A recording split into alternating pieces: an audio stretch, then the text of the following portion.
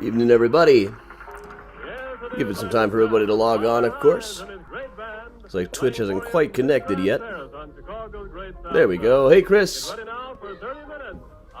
Oh, Miles just heard me starting and came running over. Hey, Miles. Gonna hop up already? Alright. Evening, everybody. Hey, Marcia. Hey, Martin and Katie. Hey, Jean, Lisa, Paula, Roctavio, Jean, Dina, Gregory. Hey, Carolyn. Hey, Sarah. Hey, Lisa and Tashera. So as soon as Miles heard me start talking, he just meowed and hopped down from the window seat. Hey, Scott. Hey, Kirsten. Hey, Ellen. Evening, Bob. Hey, Karen. Hey, Paula. I'm all right. Hey, Kathleen. Hey, Kelly. Hey, Lee. Hey, Dina. Hey, Megler in the Western Burbs. Hey, Susan. It is hot in here. Hey, John. Hey, Melly. Dave and Barb. Hey, Dan. Hey, Sean and Lorena. Try to catch everybody as it goes by, but they come in like waves of 5. Hey, Maria. Hey, Kathy. Hey, Karina and Denise and Bridget. And Mary Jo. Hi. Hey, Savannah. Hey, Trish and Audrey. Good evening all around. Hey, Andrea. Hey, Karen. Hey, Jenny.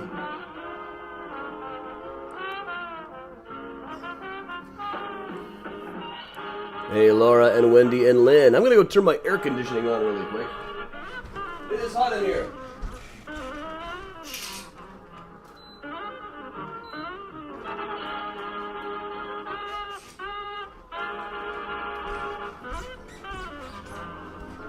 Alright, hey, Juanita and Audrey and Jackie and Lisa and Maria and Eric, Joanne and Christine.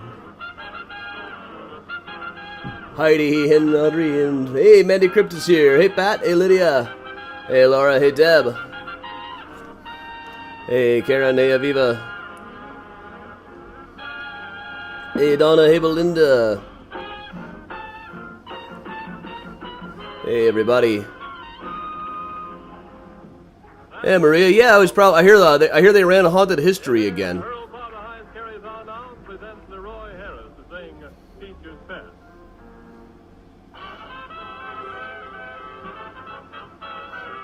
It's not that hot out, but the humidity is getting me in here. I'm kind of swimming in the living room. Evening, Timothy. Hey, Casey. Hey, Jeanette and Hoffman and Skates. Hey, Casey. It's always a good night for discussing murder. Hey, Evelyn. Hey, Nancy. Historical murders, anyway. I tend to stick with the old-timey ones. Hey, Evelyn. It was chilly for various points over the course of the day. It's not chilly in my apartment right now, though.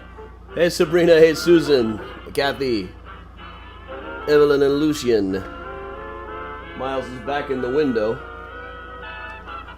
No, he heard me say his name, though, so now here he comes. Hey, Sue. Hey, Sandy. Heidi. Maria in New York. My fellow New York tour guide. Hey, Stacy. Why did Holmes murder people? Usually because they were getting in his way. Hey, Rodney. Hey, Ashley. Hey, Teresa.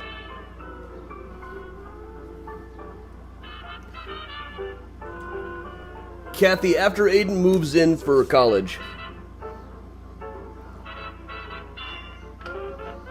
But pretty much as soon as Aiden gets here. Milk and cookies. I got gin and tonic. Hey, Anthony.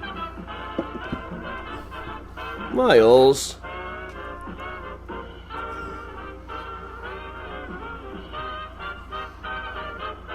Hey, Cindy in Southern California. The lighting's changed. That's because Miles is walking around behind the laptop right now and in front of the lamp. Hey, Rob. Hey, Cindy. Sabrina, yeah, Aiden is going to Columbia this fall. Hey, Alex. Hey, Michelle. Miles. Hop on down. Here, I'll hold this in place. Alright, good job. Hey, Kyle. Hey, Mary and Donna and Miguel. Miles. Give our faithful seat a slap and carry on in jive. Hi-ho, Silver! Hey, Miss D. Hey, Jennifer in the LBC.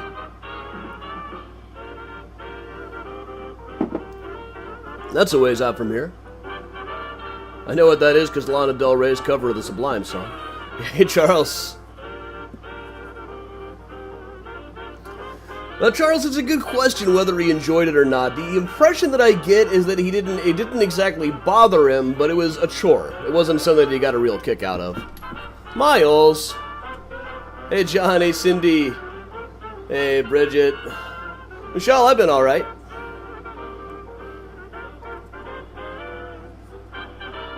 Hey, Lisa, I'm down for that. I thought I had an apparatus for just such a thing right here. I'll come back next week for after hours. I'll make sure I've got something.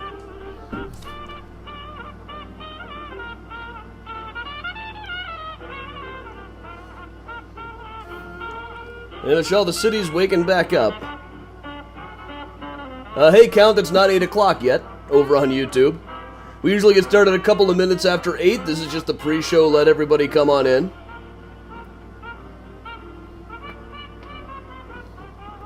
Hey, Sari.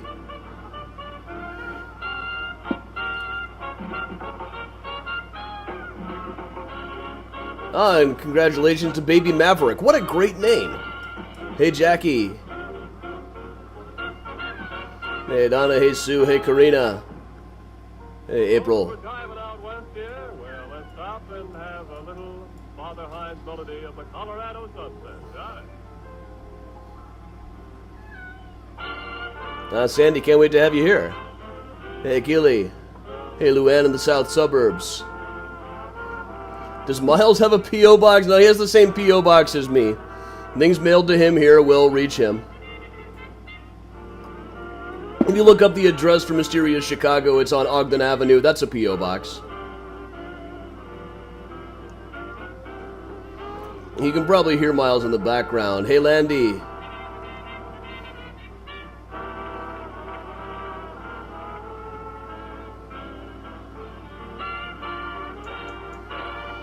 Now, finding a Maverick license plate at the theme park might be a trick. James in Las Vegas! James, I was just going to talk to you. I know you're off on a trip on a Fluvog extravaganza out there. But hello, James. We got another time travel pub crawl coming up. It's a Tiki edition. I know Mahaley's Grave has something for that. Hey, Molly. Hey, Aaron.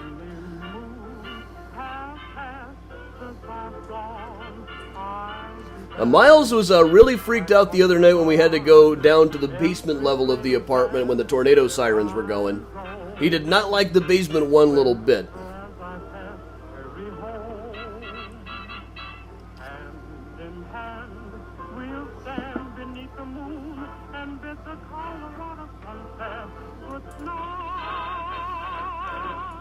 Hi, Nancy.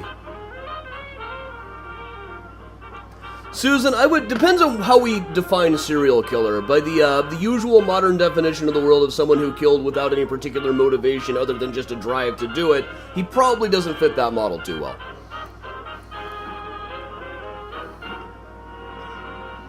With the bows and the Roy Harris for the words, we turn on now to the next tune. Earl Father Hines gives us a bit of jive under the general heading of So Help Me. Count, I don't think that's probably quite accurate. The building that he owned next to the river, there's not one that we actually know of that he did own next to the river. There was that cement warehouse, but that wasn't his. It was William Green's. That's a whole other thing. But we tend to say that Al Capone owned every building that was in Chicago. The only one he really owned was down on his house on South Prairie. Lisa, this is Earl Father Hines, live here in Chicago.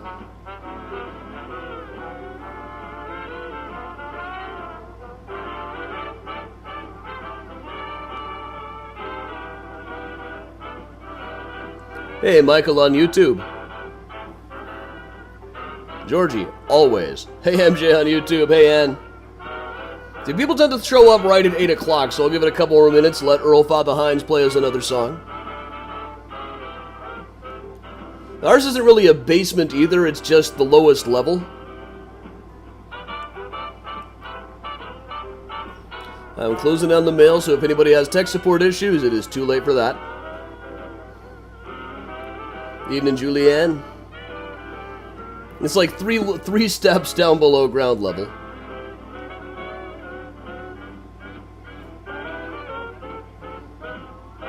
Hey, Terry in DC. Hey, Marley.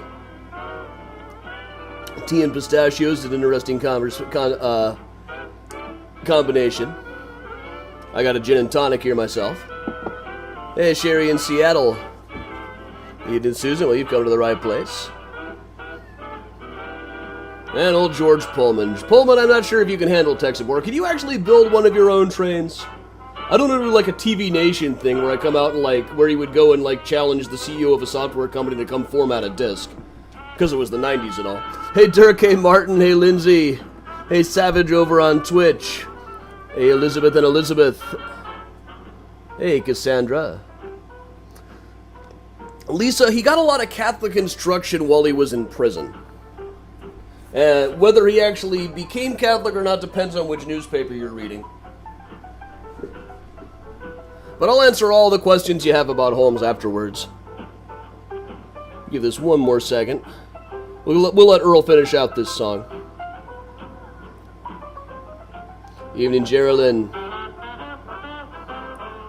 Becky, you know something that freaked me out when I was a kid? I would go down to the basement and realize that we're at the same level as corpses right now. Hey, Dave.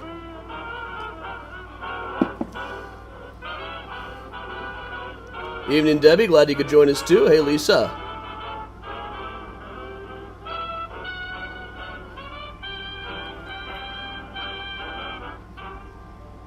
Well, we're about halfway through this job. All right, so there is Earl Father Hines, everybody. That means it is time we go ahead and get started. So welcome along, everybody. Welcome to Mysterious Chicago. I am Adam Seltzer from Mysterious Chicago Tours. I've been a tour guide and historian here in Chicago for about 15 years now, and I am also licensed to practice my job in New York City, unlike Rudy Giuliani. I've got about a dozen Chicago history books out, including The Ghosts of Chicago. Most relevant to tonight, HH Holmes, The True History of the White City Devil, which is, I do believe, the longest book ever written about Holmes, compiling pretty much everything we know about the guy and how all of the other stories about him grew. I'm also on TV talking about him quite a bit. Murderous History on the Smithsonian Channel a few weeks ago. The old haunted history episode was re-aired on the History Channel in the last couple of days. And I'm on about half of the episodes of a show called American Ripper, which put forth the proposition that maybe he could have also been Jack the Ripper.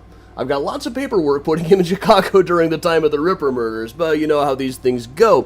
So, alright, so definitely you should pay attention to whatever I say, because obviously I am incredibly famous. Not so much that Twitter will verify me, but, you know, it's a start.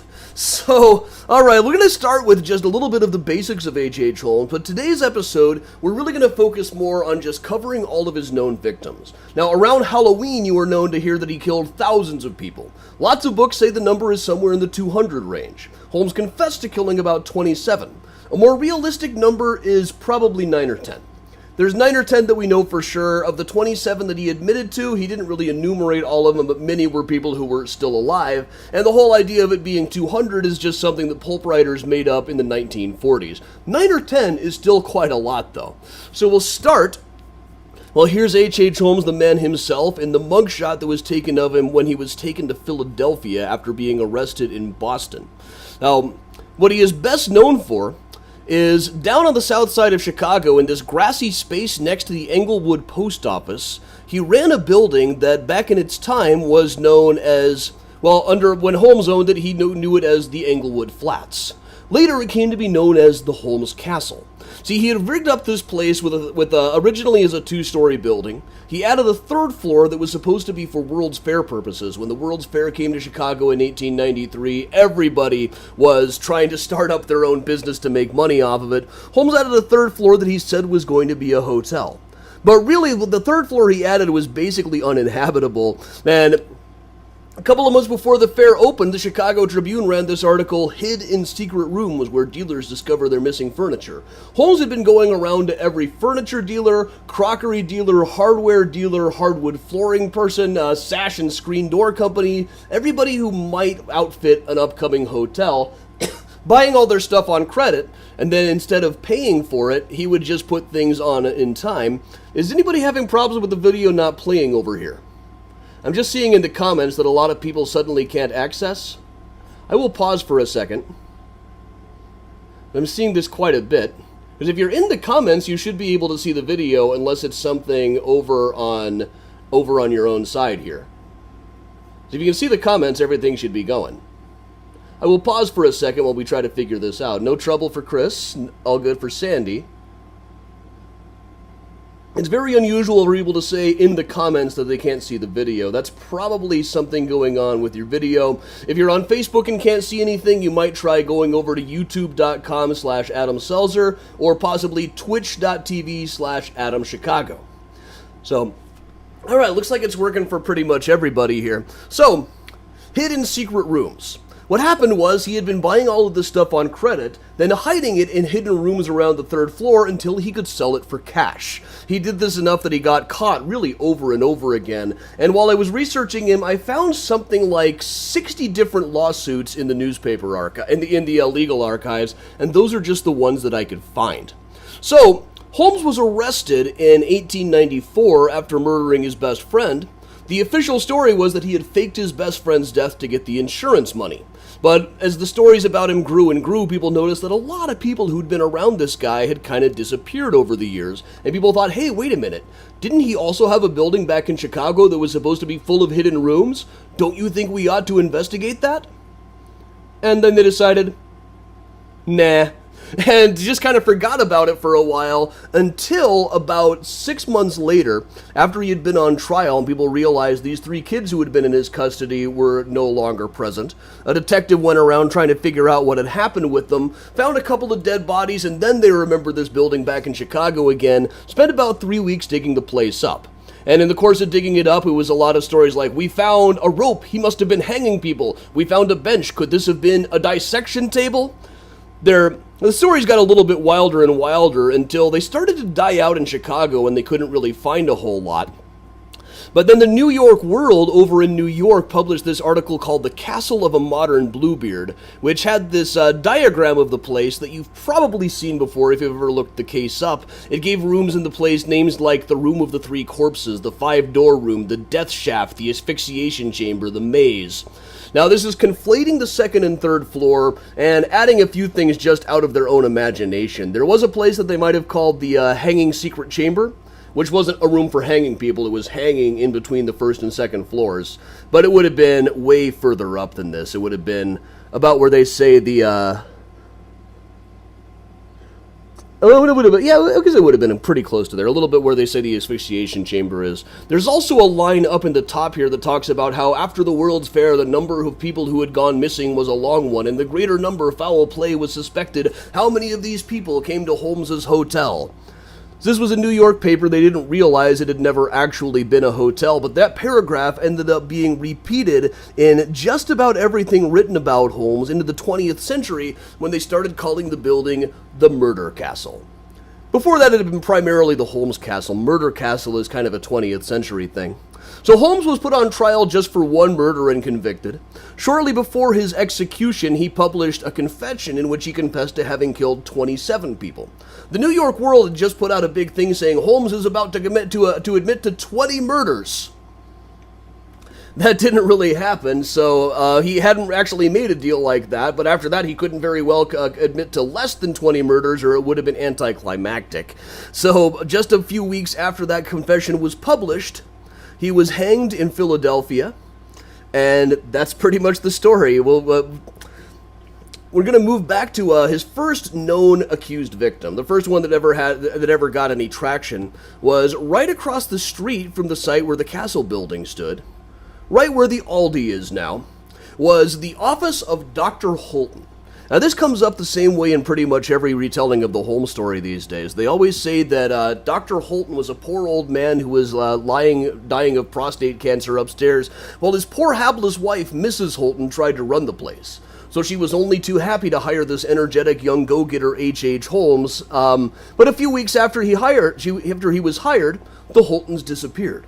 Holmes announced that he was now the owner of the drugstore, and the Holtons had gone off to California, and they were never seen again. Now, this was one of my favorite research projects in looking up the Holmes stories. There were a couple of periods in 1894 and 1895 when people around Chicago were claiming that Holmes had killed anyone that they hadn't seen in a couple of weeks. Several newspapers mentioned that he had worked in Dr. Holton's pharmacy, but nobody ever talked about them being missing. So I tried to find out more about who this Dr. Holton was. We knew from city directories that it was Dr. E.S. Holton. Finally found this national medical directory that mentioned what the E.S. stood for. Turned out the E.S. stood for Elizabeth Sarah. The doctor was a woman. What? So it turns out Dr. E.S. Holton was not an old man at all. She was a young woman. She was only a couple of years older than H.H. Holmes was. She had been at the University of Michigan, where he had studied medical school just a couple of years before he was there. So he's at least off the hook for that one. In fact, they both lived well into the 20th century. This is Oakwood Cemetery. And incidentally, this is the Jewish section below the cemetery that's not run by the same corporation. We're going to be doing a cleanup there on October 3rd. Check the Mysterious Chicago Regulars page over on Facebook. But right across from that is the Holton family plot. And here we can see Dr. E.S. Holton lived well into the 20th century. Her husband, who had some kind of job on the railway, lived in 1910. Their daughter died 1895, but Holmes was in prison at that time. So he's at least off the hook for these ones. Even got a selfie at their graves when I found that. So this is kind of how the whole story works. For a long time, the only thing you could really find about Holmes was if you really went back into the newspaper archives, then you might see some stray references to Holmes working in Mrs. Dr. Holton's pharmacy. So in this case, it just turned out that if I dug more and more, it turned out that they had the story a little bit wrong. That happens a lot with the Holmes case, and it makes me wonder just how many other major stories are like this, where all we've really been going on for years has just been 1940s pulp retellings. But his first victim that we can pretty much confirm, and I think he probably could have beaten this one in court, but there was a woman, well, we'll go back a little bit further first. Holmes went to medical school in Ann Arbor, Michigan. After that, he drifted around the Midwest for a little while. There were a couple of weird rumors about him possibly killing somebody back in college or back in his hometown in New Hampshire. Or more particular, there was talk about a classmate of his who died named Robert Leacock. Now, Holmes later said when he was trying to claim that he was a big insurance swindler that he had actually killed several people for the insurance money, including Dr. Robert Leacock. Now, Robert Leacock was a real person. He really was dead by the time of this, but there's no evidence whatsoever that Holmes was actually the one who killed him. It was probably just something Holmes made to fill in the blanks later on, but it's a weird little bit of a case because that one was never really followed up on in much detail. I've never found anything where they talked to his family, but he had moved up to Canada. So Canadian newspapers, for some reason, have been very slow to get digitized, so it's kind of hard to find things like this. It might still be buried out there someplace. But Holmes, after drifting around New York trying to practice medicine for a while, despite the fact that, according to all of his professors, he was really not good at it, he ended up in Minneapolis for a while, where he met a woman named Myrta Zoutique Belknap. He got married to her, even though he was technically still married to a wife back in New Hampshire, and moved to Chicago, where he first worked in Dr. Holton's pharmacy. Then in early 1887 bought the land across the street to put up this big new building, which according to the paperwork was owned first by Myrta and then Myrta's mother, Lucy Belknap. So this was a common trick with Holmes. He always had somebody else's name on top of the paperwork. So they built the new building there. The first time it was a two-story building with apartments on the second floor. First floor had a restaurant, a drugstore, and a rotating cast of other retail establishments.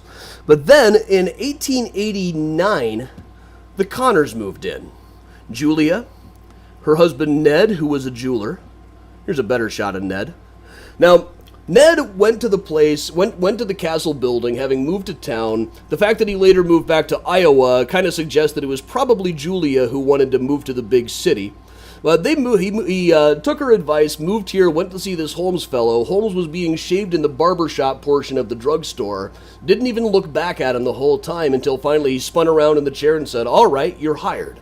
He hired him to work in the jewelry store, but then fairly quickly started having an affair with Julia, Ned's wife. The whole family had moved into the castle building, and according to people who talked to the police and the newspaper reporters later, pretty much everybody knew that Julia was having an affair with Holmes, except for Myrta, who never quite figured it out. Holmes even rigged up alarms so he would know when she was coming. But after a while, Ned and Julia had a big fight. They finally said, okay, we're going to stay married for another 3 weeks. After that, you stay here, I'll move out. Ned went and worked at some other jewelry store instead, leaving Julia in the castle building along with their 6-year-old daughter, Pearl. Now, Julia ended up being trained to work as a bookkeeper. We can still see her signature on quite a lot of things in the legal archives, including this, which was a promissory note that she made to HH Holmes. He loaned her money to make her a part owner in the drugstore. This was kind of another trick he had. Instead of paying his employees, he would trick them into paying to work there, saying that he was making them into owners. This eventually led to one of very few times where Holmes sued somebody else. There's a lawsuit where he tried to get the money back, and this is one of the better examples of Holmes' handwriting. All throughout 1891, marking her payments off with his signature on there several times. And that's preserved over in the legal archives. Now, this went on for a couple of years, all the way through late 1891. By then, Pearl would have been 8 years old. So, Christmas of 1891, they were supposed to go back to Davenport, where Julia's sister was getting married. But they never arrived.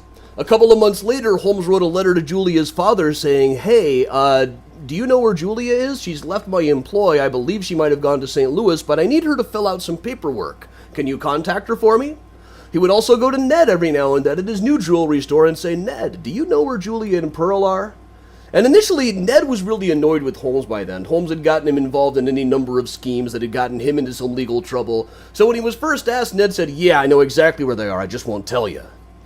And Holmes got rather nervous. Until finally, Ned admitted no, he really didn't know. He thought they might have gone to St. Louis. But really what had happened was they were probably dead. They disappeared in December of 1891. Now, Holmes later even told one of his lawyers that he had killed Julia.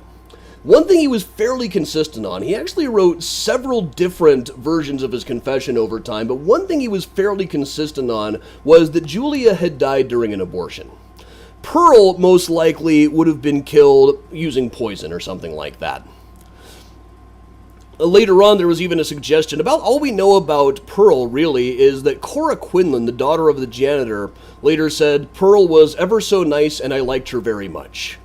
Now, she was the daughter of Patrick Quinlan, the janitor. For a while, the police were even speculating that maybe it was Cora Quinlan who was murdered, and Pearl Connor has been living as Cora Quinlan for the last 5 years. Nobody took that particularly seriously, though. It was one of the instances where the police and the newspapers just got a little bit carried away with themselves. But when they were eventually digging up the building, well, they found a few things when they were researching this piece. Ned came in and interviewed the police, told them all that he knew, which didn't really add too much to it. But in digging around in the new corporations that were announced in the paper, there was this one from about 3 days before Julia died. Down at the bottom there is J.L. Connor. And this was a new corporation called the Chicago Intermediate Company to report upon the financial standing of individuals and corporations. Incorporators, Mary Durkee. That was a regular Holmes employee. Myrta C. Holmes, Holmes's wife, and Julia L. Connor. Now, really, this was clearly a Holmes job. I kind of am amused by this. The Chicago Intermediate Company, this was Holmes checking other people's credit. Now, the idea here probably was that when Holmes went to borrow money from someplace and they would say, well, of course, we'll need to check your credit, he could say, well, go to the Chicago Intermediary Company. That's who I always use. and his name was not actually on the paperwork, so they wouldn't know it was just him. But it gets weirder looking up above this. There's, among the other ones, the Chicago Carnival and Amusement Company. One of the founders was Wharton Plummer. That was Holmes's lawyer. And up above, another one, Charles S. Brown. That was a guy who sued Holmes for lack of payment on a loan years later. But as the police began digging, they did find a couple of bodies buried in the basement. They found a lot of bones that usually turned out to be turkey bones or something like that. And usually they would announce in the papers breathlessly the first day, bones are found, and the next day, oh, they turned out to be soup bones. But there were a couple of things that appeared to be human skeletons. One was a woman about Julia's age, and one appeared to be a girl about Pearl's age. You can see on this marker from the Chicago Chronicle about where they would have been. And this would have been a reporter who was actually on the grounds at the time, too. There were even a couple of bones, but all they really found particularly were fragments. It was difficult to tell exactly what these were. Those kind of forensics were still a couple of years off. Some people talked about seeing the police upstairs in the drugstore digging through an anatomy textbook trying to match the bones to something, rather than just, trying to talk to an expert about it. Consulting experts was still a couple of years off. But right here would have been the location of McCoy's European Hotel, if we walked a little bit further through here. Now, when these skeletons were found, the main thing that makes me think that those were human skeletons was Holmes had a story ready for it. He said, oh, well, I tell you what happened there. Years ago, after I finished medical school, my friends and I were staring starvation in the face, and we decided we would dupe an insurance company. Because after all, I'm a big insurance swindler. Not a murderer, just an insurance swindler. So we had this idea. My job was to go to Chicago and get the bodies of a woman and a girl. We were going to say that a friend of mine had killed himself and his family, and then we would get the insurance money. My job was to get the bodies, so I took a couple of bodies in Chicago, legally from a medical school, and took them to McCoy's European Hotel, where I sealed them up into a barrel that I then took over to the Fidelity Storage Warehouse. But then we chickened out. We realized, these insurance guys are really smart. We're never going to get away with this. So I left them in the storage place until I bought my new building. Then I buried them down in the basement. So if you found any human skeletons, that's why. They're just old insurance dupes. Now, I'm not sure anybody actually believed that. And later on the scaffold, Holmes took all of that back and said that he had in fact killed 2 women. One of those that he was referring to was Julia Connor. Now, it could be suggested, in fact, that Holmes didn't necessarily mean to kill her. What probably happened is he got her pregnant and tried to perform an abortion on her. But again, by no account was this guy actually a skilled physician. It was a dangerous thing in those days. It could have been that he tried to perform an abortion and she just happened to die. More likely, he gave her entirely too much chloroform, and probably entirely by design. So their apartment sat empty for a few months. Now we're going to talk about the person who moved in next. So first we're going to take a quick look downtown here. Down on Madison Street. Just across State, just west of State, you can see this building on the far right here, just under my head right now with all of these glass windows. That was the original site of McVicker's Theater building, which also had a photographer inside of it. Now, in May of 1892, a woman arrived to start working at the castle by the name of Emmeline Sagrand. No photograph that we can confirm of being Emmeline actually survives. This is one of the interesting things about researching Holmes, is it takes place in this period where newspapers had figured out how to do drawings very quickly and easily, but they weren't quite to photographs yet. You never really see photographs in 1895 newspapers. If this had all happened 5 or 10 years later, we would have photographs of everybody, every piece of evidence, every room in that building. As it is, we mostly have drawings, some of which are probably based on photographs. And the reason I talk about McVicker's Theater is that we do know that Emmeline went to visit a friend there at one point, and there is this photograph that was found in a box that contained some Holmes stuff of a photograph that was taken at the McVicker's Theater building. And I'm not really supposed to show it, so I'm just going to have it up quickly, but it does look like a pretty decent match for Emmeline. If it had her name written on the back, I would say it was her for sure, even if it just said EC or something. But unfortunately, you don't get that lucky. Instead, all that we really have for sure is various drawings of Emmeline that were published in the press at the time, mostly based on pictures. She does seem to have enjoyed getting her picture taken.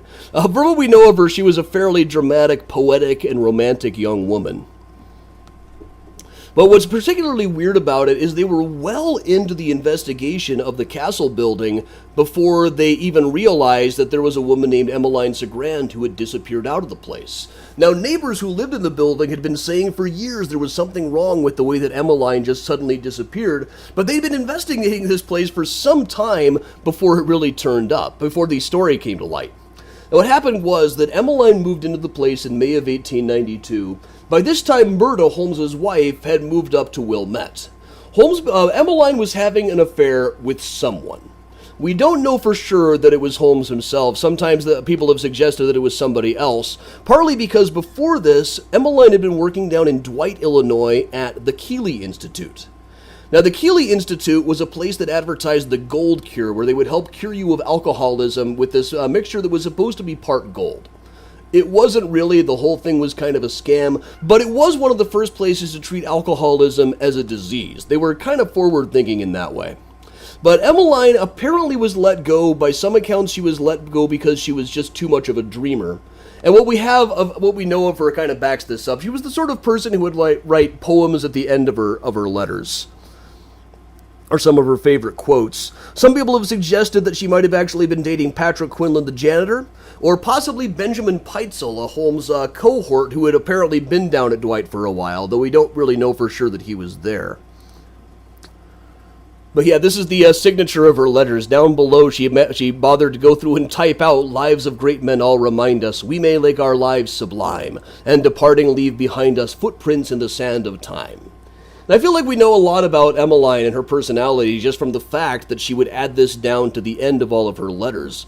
This was a letter to her second cousin, Bernard J. Segrand, who also turns up in the Adolf Lutgert sausage murder. When teeth were found, the prosecution accused them of just getting it from Dr. Segrand's dental office. He is also known as the father of Flag Day and author of books on the history of things like city seals. He shows up all over in Chicago and all over like flag celebrations. I sometimes refer to him as the Forrest Gump of crime and patriotism.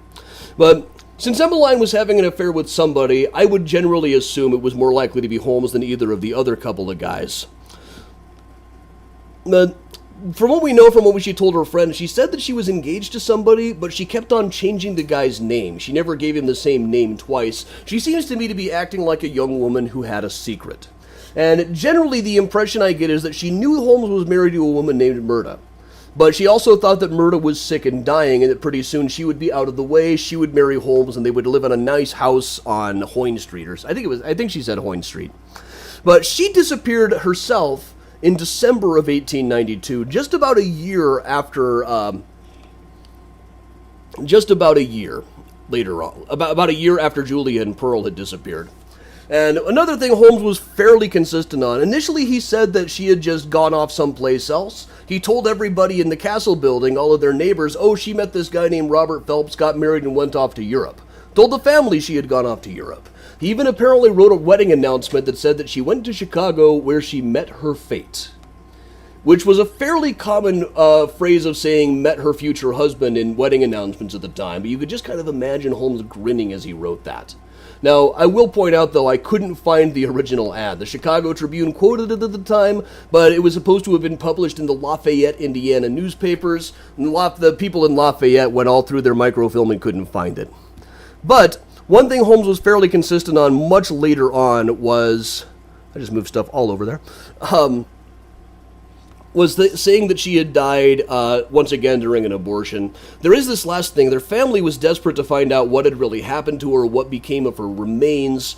And Holmes, right before his execution, dashed off this note saying, Emmeline Segrand, I very much regret to say, is dead, underlined. I will shortly have forwarded to the relatives the true and accurate and etc. I figured this out before, etc. of her death. Very truly yours, HH Holmes. And he did apparently write them a letter which once again suggested that she had died during an abortion, just the same way that Julia Connor had before. But once again, we have to just kind of assume that Holmes is telling the truth here, which is very difficult to do. Now, this is a book by Dr. Bernard Segrand, The Rise, Fall, and Revival of Dental Prosthesis. The words of Yoda, Page-turner, it is not.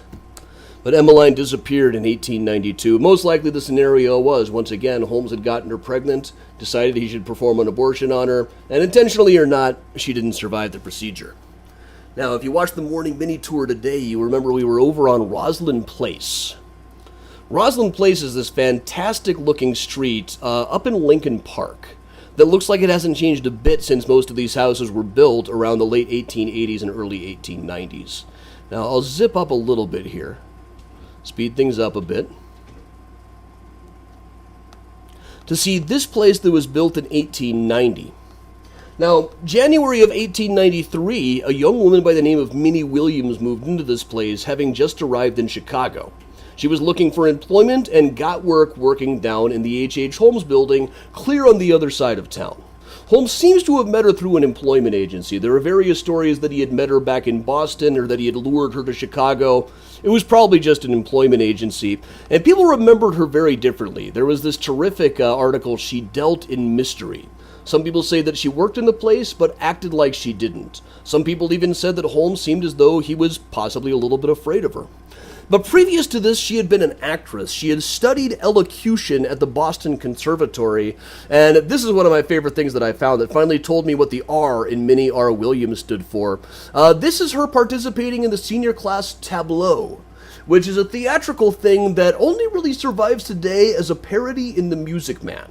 This is these old ladies going, one, Grecian, Minnie was acting out the role of ingratitude in this. Now, she had been born down in Mississippi, but mostly was raised around the Texas area. Her father died in a railroad accident when she was very young. Her mother died around the same time. The siblings were all split up and raised by a series of different guardians. So we do actually have a photograph of her, which is fairly unusual for things like this. But also, in this same program, it shows various pictures of the senior class doing the tableau. One of the pictures, they don't say who it is, but somebody was doing ingratitude. And that looks a lot like Minnie to me. This is another one where we could never possibly really know for sure, but it looks like a pretty good match. There were only a few people doing emotions in tableaus, so this is about a 1 in 3 shot of being her. But eventually, she tried to start her own theatrical company, then ran out of money and told her guardian, a lawyer named J.J. Massey, he's like, well, I'm out of money. I guess I have to get an actual job now like everyone else. So she left Fort Worth, where she had been living and had some property, came to Chicago, and I always say there's probably a lesson here about giving up on your dreams. So she decided she had to get a real job, and as soon as she did, she fell into the clutches of H.H. Holmes and began working in his building. Her signature appears on just a little bit. This is in a lawsuit with H.W. Darrow, who ran the cigar shop on the first floor of the building. But down at the bottom, there's her signature, M.R. Williams, Secretary. The Campbell Yates Company was a made-up company Holmes had as a kind of a legal organization to keep the paperwork blurry on the building. But Minnie started going out with Holmes, and they eventually got an apartment together as man and wife, even though Holmes now had a couple of wives who were still alive, up in the Lincoln Park area. And they were soon joined by her sister, Nanny. Now, newspapers and books today give her all sorts of names. She's often called Anna or Annie or Ida or Ina, but everybody talking about her who knew her, all of the official records say that her name was Nanny. And again, they had been raised apart. Minnie was raised by a series of guardians. Nanny was raised by an aunt named Lucy. And Minnie apparently had even pretty much forgotten that she had a baby sister until they were reunited at the home of a judge when Minnie was about 20 years old. There's also a couple of possible pictures of Minnie. This is a drawing of a photograph that appears in newspapers, the original of which has been lost. There's another very theatrical one that I absolutely love from the Chicago Times-Herald. Now, the place where they all lived together, where Holmes, Minnie, and Nanny were living in spring and summer of 1893, was up on Wrightwood Avenue someplace. And it's kind of difficult to triangulate exactly where it was. Now, the address at the time was 1220 Wrightwood, but everything got renumbered in 1909. And if you go by the renumbering renumbering guide, it would have been this building coming up over here with the flag. But there was also a map that Holmes drew of exactly where it was that doesn't quite line up with this. So the renumbering guide is not 100% reliable, especially if a building had already been torn down and rebuilt between the story you're looking at and when the renumbering guide was published. We actually know quite a bit about this place. So there's a whole diagram of it. Holmes lived here with Minnie and Nanny. Holmes and Nanny were claiming that they were married, and Minnie certainly seems to have had a better idea of what was going on than a lot of the other people here. She certainly seems to have known that Holmes was involved in some swindles. The sense that I get is that she thought that she was swindling him. She probably thought she was going to use his money to relaunch her theatrical career.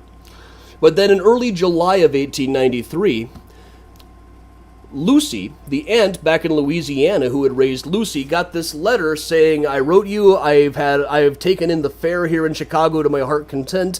Sister, brother Harry and myself go to Milwaukee tomorrow, and we'll go to Old Orchard Beach, Maine by way of the lake and St. Lawrence River. And really she goes on saying, we're about to go to Europe and you never need to worry about me again.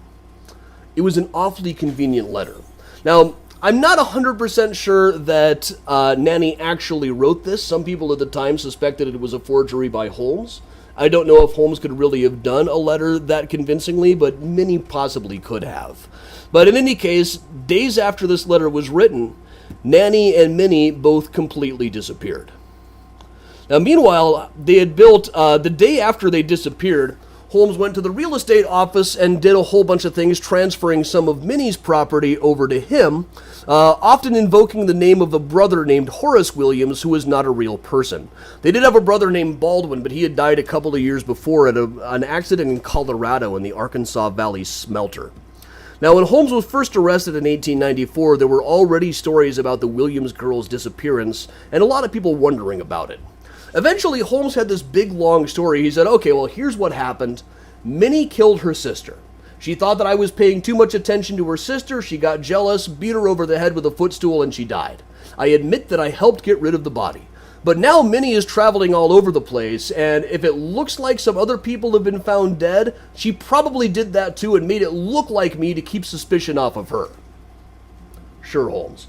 But also, when it was noted that the children were missing that he had been traveling around with, Holmes said, I believe Minnie Williams has taken them to London. So he offered to put an ad in the New York Herald that possibly Minnie would see in London. So they placed this coded message to Minnie Williams, or aliases that he said that she used, Adele Cavell or Geraldine Wanda. And the code survives. There was a letter Holmes wrote to George Green. George Graham, the district attorney. And really what this says is, Minnie, this is Holmes, please contact J.J. Massey immediately. Also, please write to George S. Graham and admit that you're still alive. It'll really get me off of the hook. Naturally, nobody ever responded because Minnie had probably been dead since July of 1893, almost 2 years before at the time that this was written. During the investigation, a lawyer named William Capps, who purported to represent the Williams girls, showed up and essentially proceeded to make a complete fool of himself. Now, Holmes was not really consistent about what had happened with Minnie and Nanny. For the most part, he insisted that Minnie had killed Nanny. Nanny was in the bottom of Lake Michigan, and that was that.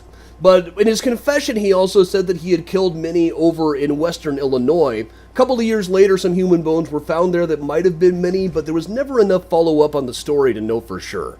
And of course, naturally, now the bones don't survive, so there's nothing more that we can do. Unless they turn up in a cellar someplace, which you never know what's going to turn up. Those mark all of his known Chicago victims. What became of the bodies is impossible to know. There was a story, when the story started winding down in Chicago, the police brought in a guy and said, hey, we found this guy who was a skeleton articulator. He used to buy the dead bodies from Holmes and then turn them into skeletons and sell them to medical schools. And this has become a part of Holmes' lore, but the story fell apart almost immediately. There are still a few other people who were considered possible victims at the time. Most particularly, well, this is what we used to call the body dump. This was a little space up near Damon, Elston, and Fullerton. Scary enough to start with in those days before they redid that intersection. But there was this space right over here where, right around the time the Holmes investigation was winding down, they found a building that was full of Holmes paperwork and apparently had once been a glass bending factory. Though by no account were they ever actually bending glass there. And this was awfully near the home of a girl who was sometimes said to be a Holmes victim, who was usually known as Edna or Emily Van Tassel. And her name gets really weird. Officially, her name was Edna Darby, but she usually went by Emily Van Tassel. In Holmes, there were two versions of Holmes' confession published the same day. They differed only in minor ways. One of them was in one of them, he calls her Anna Van Tassad, and the other is Rosine Van Jossend. And at the same time, after it was published, one of the insurance investigators said, "Oh no, we found Roma Van Jossend alive and well," or some other name. I can't remember exactly what he called her. But it's a weird thing where no two source seems to have the same idea of what this woman's name was. But her mother, Mrs. M.L. Van Tassel, believed that she had been spirited away by Holmes. She had been working at a place called Milwaukee Avenue called Frank Wilde's Fruit and Candy Store. Now, initially she said that maybe Holmes was the owner of that. This was what the building looked like, or the back of it. Now, initially she thought it was Holmes, then they finally showed him a picture of HH Holmes, and he said, "Oh no, that's not the man." But then she saw a picture of Benjamin Peitzel, Holmes' kind of partner in crime at the time, and said that might have been him. And for the most part, the police believed that this was just a woman whose daughter had disappeared and who wanted closure and decided that maybe this would give it to her. But then again, Frank Wilde had disappeared off of the record completely by then. I don't think they ever found that Frank Wilde was a real person. A couple of others that came up was, in a lot of Holmes's writings, he made a big deal about how the press keeps on accusing me of having murdered Anna Betts. He said this over and over again. And we can see from this death certificate here, there had been a woman in his neighborhood named Anna Betts. And if we look at this, she died at the age of 24. It says here that she died of apoplexy, which at the time usually just meant that she had died very suddenly. She lived at 631 Englewood. That would have been about half a block down from the Castle building. And what makes me suspicious about this is Holmes wrote frequently that the press had been accusing him of killing Anna Betts. I have never found an article where the press accuses him of having killed Anna Betts. This was apparently just weighing on his mind, which is frankly a little bit suspicious. There was also a story that came out of Boston. A woman named May or Mabel Barrett had disappeared. Her friends identified Holmes and Minnie Williams as the people she was last seen with, but the timeline doesn't really work out for this one. They probably just mistook him for some other guy with a mustache. And of course, in those days, nothing in the world is as popular today as mustaches were in 1893. One other that comes up now and then is there were stories that Holmes and Peitzel had gone to Mississippi in the summer of 1894 and murdered a guy named George H. Thomas. Now, we do know that Ben went to Mississippi on a lumber buying trip. Whether Holmes joined him or not is a little bit iffy. But the story came from a judge down in Mississippi named Yehu Amaziah Orr. And apparently Yehu Amaziah Orr's story was that Mrs. Holmes, and he didn't say which Mrs. Holmes this was, had shown up at his office saying she wanted to swear out an affidavit about how Holmes and Peitzel had murdered a guy by the name of, it was initially reported as George H. Thomas, but Orr later clarified the guy's real name was Thomas Gregson. Now, this was a story for a couple of days in the papers. If she did in fact swear out such an affidavit as that, it doesn't seem to survive today, or anyway, I haven't had a chance to find it. But I also haven't been through a lot of the legal stuff down in Columbus, Mississippi. One thing we do know, Yehu Amaziah Orr, in his own right, was kind of famous. He was the last surviving member of the Confederate Congress, which to me means that he was an unreliable source. Screw him. Now, meanwhile, there was also, besides Julia and Pearl Connor, there was also a woman, Ned's sister, Gertrude Connor. Now, I've never even found a line drawing about Gertrude Connor. But summer of 1891, there was this announcement in the Muscatine, Iowa newspaper. Last evening at 6:10 o'clock, Miss Ava Gertrude Connor died very suddenly and unexpectedly at the home of her parents, number 609 Orange Street. The sad tidings proved a great shock to her numerous friends, few of whom were aware that she was ill, as only the day before her demise she was seen on our streets in the enjoyment of excellent health and spirits. She was subject to neuralgia. heart disease, for several years.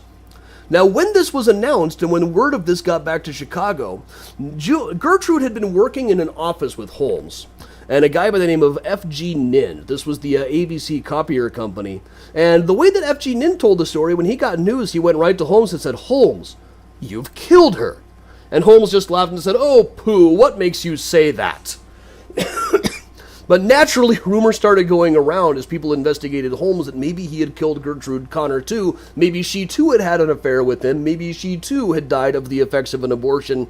And it was initially reported that she died almost immediately after getting back to her hometown in Iowa after leaving Chicago. But her father took the unusual step of writing and trying to correct the record, saying she died 7 weeks from the day she arrived home. You also state that her brother, Ned, discovered that Holmes had ruined her. That means, in the parlance of the day, had sex with her, and gave her medicine which caused her death. It can be proven that no man had ruined her, and that her death was caused by neuralgia of the heart and not by any medicine. Now, they got really insistent about this. Ned would get really upset, saying, "We can prove that no man had ever ruined her." And they get so insistent about this that I almost start to worry that maybe they're protesting too much. Maybe they did believe that Holmes had killed her, but just wanted to defend her reputation by saying that it was neuralgia. But if they were lying, they covered their bases really well. There's a doctor's note, there's a death certificate, there's nothing on the record to indicate that this was actually a murder.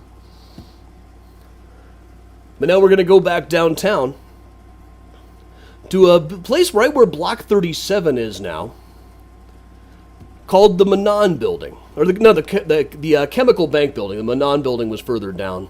The Chemical Bank Building was a place where Holmes operated an office for a place called the Warner Glassbending Company, which never actually bent any glass. They really just, he and a guy named L.W. Warner just took meetings with investors to try to raise money to start a glass bending company. Now, later on in his confession, Holmes confessed that he had murdered L.W. Warner by building a sample glass bending oven and locking him inside.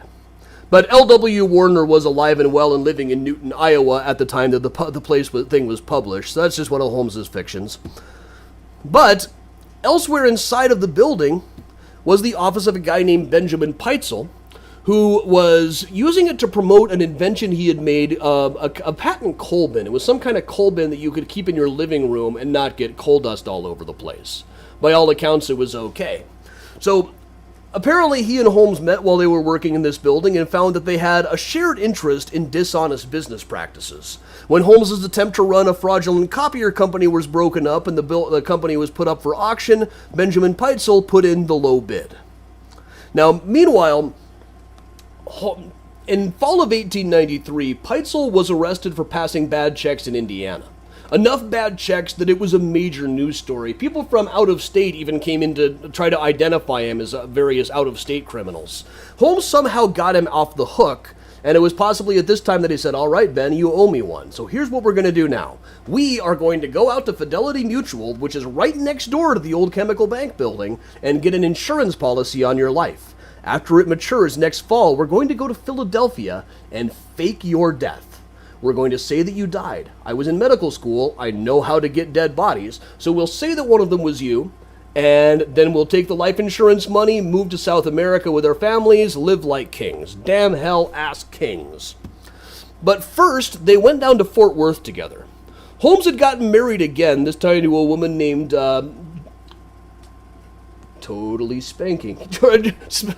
Georgiana Yoke. Their first act was to go to Denver to pick up money that was owed to Minnie Williams for the death of her brother in the mining accident. Then they went down to Fort Worth, where they built another building. Now, this was a building essentially like the castle back in Chicago, and once again, all built on credit and really just as a front for swindling. Though the inside of it was very bizarrely set up. It was kind of a maze on the inside. But Holmes may have never set foot inside of the finished building. It sat there as a fire trap for years, but the law caught up with him in Fort Worth pretty quickly. He went up to St. Louis, served a little bit of time in jail there, then finally made his way to Philadelphia, where in September of 1894, Benjamin Peitzel rented a house on Callowhill Street. This was where Holmes told him he was going to fake his death. Somewhere along the line, and it could have been from day one, and it could have been at the very last second, Holmes decided a better thing to do was kill him. Now, he left the body lying there, so we know that he was killed by chloroform poisoning. Holmes tried to make it look like he had blown himself up in an accident, but really it was just clearly a case of chloroform poisoning, and he was buried under a different name in a shallow grave. Now, at this point, Holmes wrote to the insurance company and said, okay, this person buried under the name B.F. Perry in Philadelphia was really Benjamin Peitzel, who was insured under this insurance policy. I will come and identify the body, and then we will get the money back to the widow. So the body was disinterred. Holmes was on hand along with Benjamin's daughter Alice to identify the body. She only actually had to see the teeth. But the money was paid. Holmes immediately gave the widow very, very little of it and started traveling around the country with 3 of Peitzel's children. Alice, now joined by her younger sister Nellie, and their younger brother Howard. Now the problem was, Holmes was still telling their mother, Carrie Peitzel, that Benjamin had faked his death, and pretty soon they were going to meet back up with them. But Alice knew better. And she had likely told her siblings about this, so somewhere along the line, Holmes decided that these 3 had to be put out of the way. He may have also been planning to kill Carrie Peitzel, their older sister Desi, or even baby Wharton, who are seen right here. Just a few pictures of them going around. These clearer ones are their school photos. They went to Wentworth Elementary here in Chicago, which is still extant. Though if you write to them asking about old records from the 1890s, they just kind of blow you off. I'm not the only one who's tried. They started traveling around. Howard stopped being with the group sometime in late fall. The girls traveled on with Holmes to Toronto. And then they disappear off of the case too. When Holmes was arrested in Boston and taken to Philadelphia, he no longer had the kids in his custody. So 6 months later, Detective Frank Geyer followed Holmes' tracks as far up as he could, found Alice and Nellie buried in a shallow grave in the basement of a rental property that Holmes had rented in Toronto. Howard was found in a cottage in Irvington, Indiana, a suburb of Indianapolis. They initially thought that he might be buried out in a barn where they had found some half-empty bottles of cyanide, but eventually his body, or what was left of it, was found in a nearby stove where Holmes had made a very clumsy attempt to cremate him. And that's about what the house looked like. The house itself, there's a house that kind of uses this as a tourist attraction that's on the same property, but it's not the original one. Now, exactly how the children were killed is not exactly well known. By the time the girls were found, they weren't in good enough shape that they could identify a cause of death. The story that Holmes said in his confession was that he had sealed them up into a trunk and attached them to a gas line on the house, and then led the gas line into the trunk. But the house they were in didn't actually have gas hookups at the time. A more likely scenario with all 3, given that they had found some cyanide bottles by Howard, is that he probably just poisoned them. Now, later on in some writing before his confession, he did make one interesting point. He said, listen, everybody keeps saying that I am this master criminal. Now, do you really think a master criminal would have done such a bad job of getting rid of the bodies?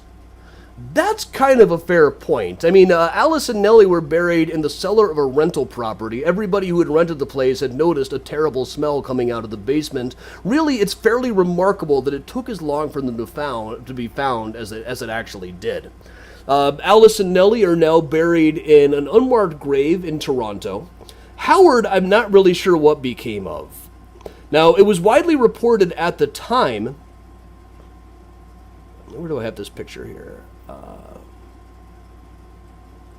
It was widely reported at the time that what remained of his body was eventually turned over to Carrie Peitzel. She probably would have had him buried in the cemetery in Galva, Illinois, where she lived, but she wouldn't have had the money for a marker.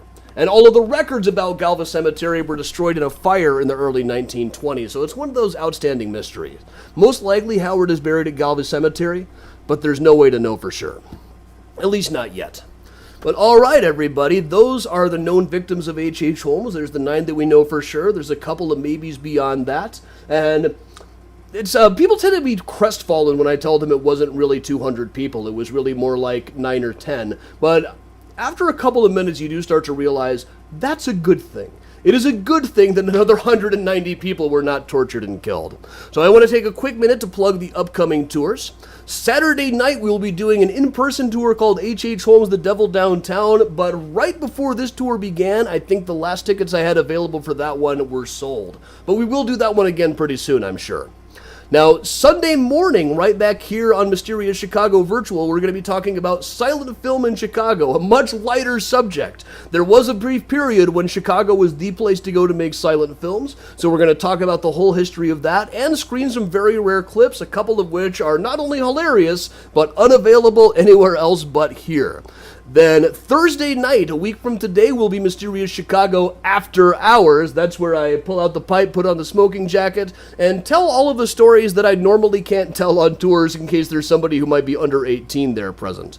And then next Saturday being in-person day, we are doing a ghost tour, Haunted History in Chicago. Tickets for those are all available on MysteriousChicago.com or the events page of the Facebook page. And alright, should you need a Mysterious Chicago sweatshirt, hoodie, t-shirt, flask, shot glass, etc., cafepress.com/MysteriousChicago has all of your stuff. Here's Miles, who just came to see himself as the logo, obviously. And with that, everybody, I will put Earl Father Hines back on, and I will stick around to answer any questions. Sorry, I can't really see all of the comments as I'm going. I'm busy pushing all of these buttons most of the time. But so now I will stick around. We'll just hang out. So thanks a lot for joining me, everybody.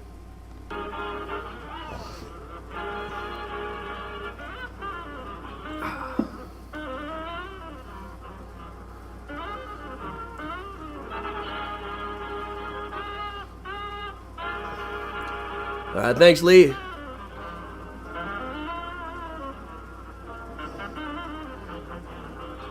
Jackie, yes, you can get a Mysterious Chicago flask. Thanks, Marcia.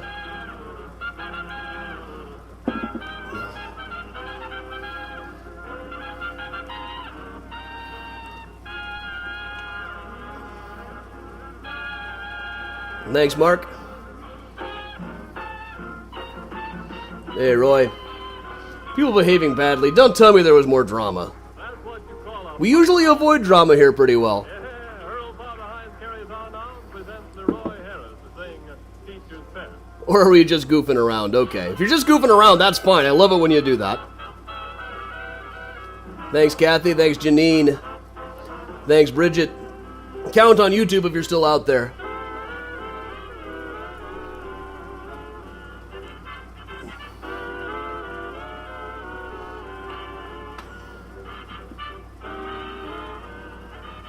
Angela, the ghost tour is around the loop. Yeah, I spaced and said spanked instead of spaced. I'll never live that one down.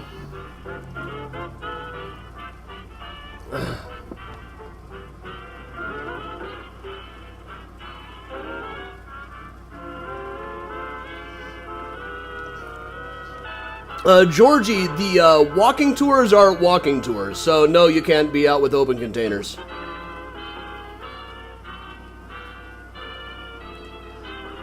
Now, when we get to the boat tour in October, that actually has a bar on it, so that's a whole other thing. John, I think I did the Total Spankings tour back when I worked for Weird Chicago.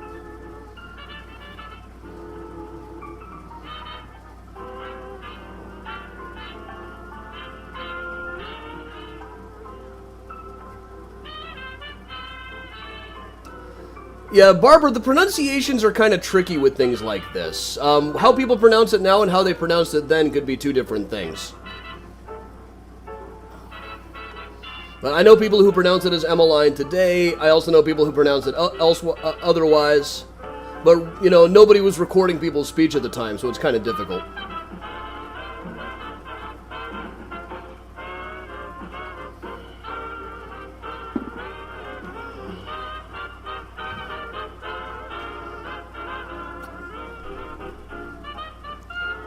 George, you know, it's all outside. Masks are optional. Recommended, especially if you're not vaccinated, of course, but it's all outdoors. Thanks, Kathy. I'm sure it will. Oh yeah, Miles is right here. He eventually calmed down and just took a seat, didn't you, Miles?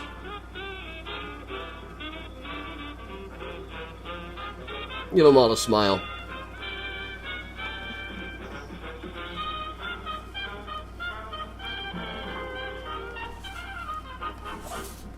Yeah, how was I facing this thing before? Okay. Talking in class, that's a paddling. Paddling the stool canoe, you better believe that's a paddling. Georgie, yes, of course. If people bring books, of course I'll sign them.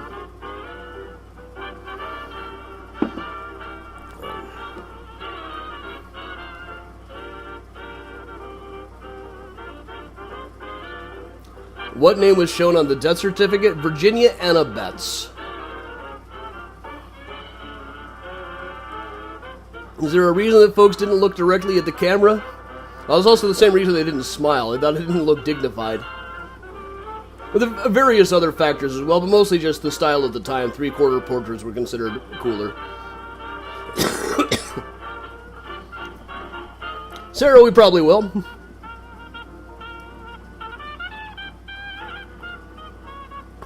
Now, Evelyn, I used to run into Richard every now and then. And Jeff Mudgett I've worked with quite a bit. Angela, he was hanged. There are various conspiracy theories, as there are with pretty much every notable criminal who was hanged. But no, it was him.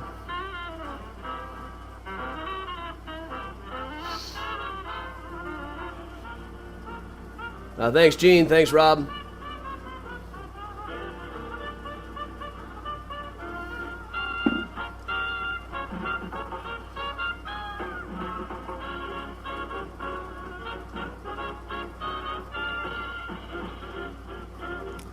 Mary, I don't think he has any family still in Chicago.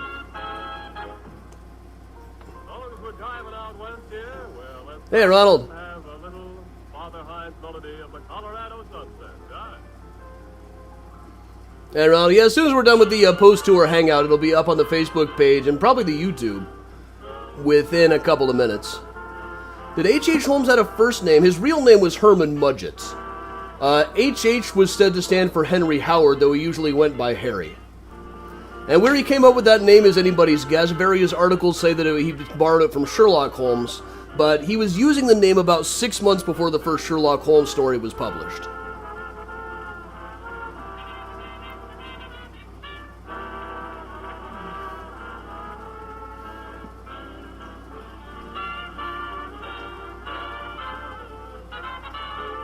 Thanks, Maria. Aw, Miles. You still see his toes popping up here, I know.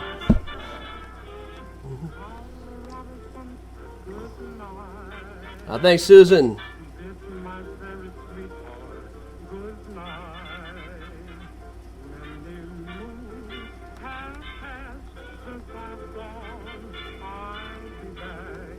Yeah.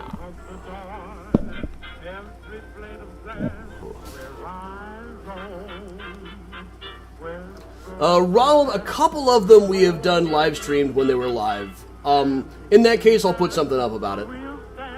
It's all a matter of getting a cameraman, though.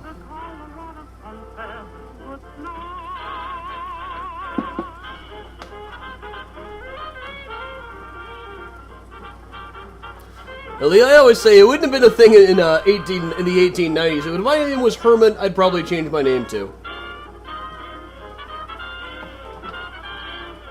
Gary wants to hear the voice in the tunnel. Carol, he likes dry foods. Any updates about the H.H. Holmes movie?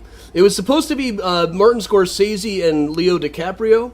Last I heard it was going to be a Hulu series, but nobody's heard an update on it in a long time. I was at the same Bob Dylan concert as Scorsese and DiCaprio in New York a couple of years ago, but I failed to chase them down the street.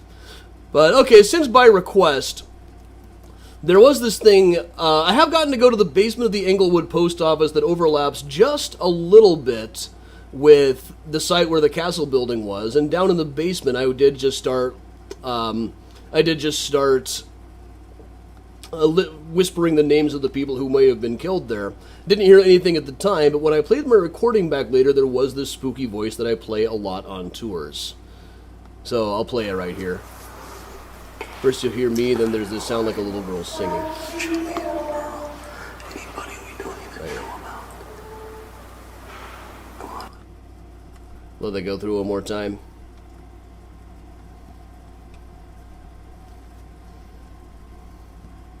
Oh, wait. Sorry, the volume's down. Nothing here. Okay, let me fix that.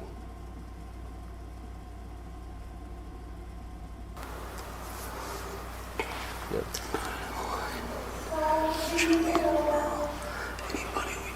Spooky, huh? Now, I never try to claim that that's definitely something supernatural or anything. I always say there's no such thing as good ghost evidence. There's only cool ghost evidence. But that was pretty cool. Roy Harris for the words we turn on now to the next tune. Earl Father Hines gives us a bit of jive under the general heading of So Help Me.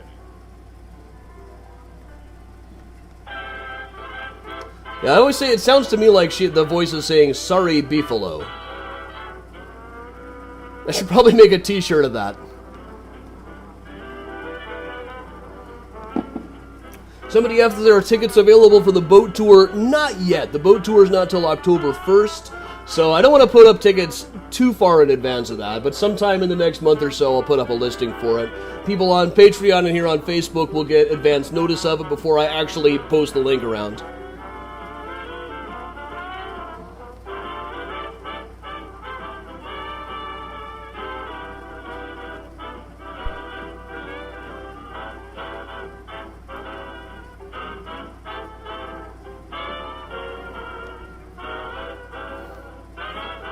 What if the Beefalo girl is Pullman? I don't know, I hadn't done too much that would really tick Pullman off other than singing like pro-union folk songs at the time that was recorded. Tony asks, how long was Edith Rockefeller McCormick's body held at Graceland before she was buried? About 25 years, somewhere in that vicinity. She was finally taken out of the vault and buried in like the 1950s. I've got the exact dates. They'll be in the footnotes of the book anyway.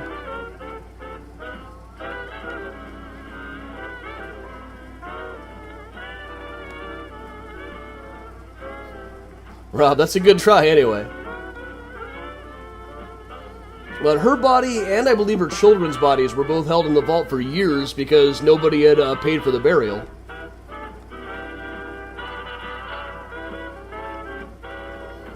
Doreen, yes, the tour was at 8 o'clock Central, but we're just doing the post-tour hang now, and after that, it'll be up on the Facebook page and the videos section just a few minutes afterwards.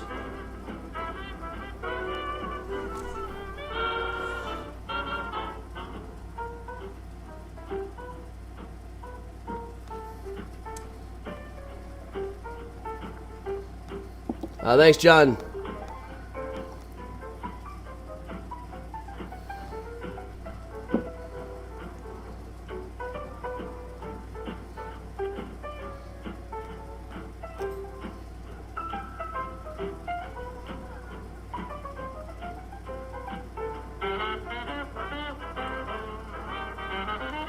Lee, no update on the Graceland book just yet. I know they're working on it over at University of Illinois Press.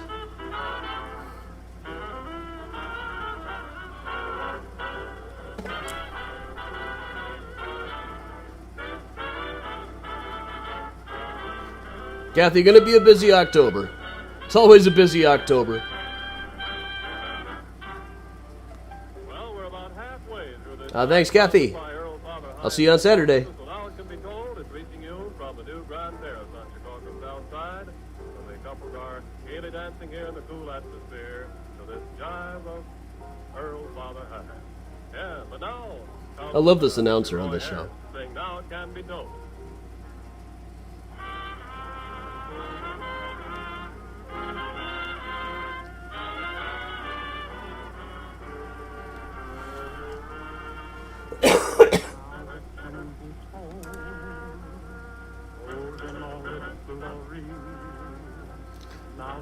Mary, I am just drinking a gin and tonic tonight.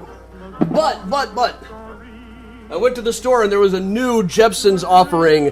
Jepson's bourbon finished in a cognac cask. You'll also notice this stuff is 59% alcohol.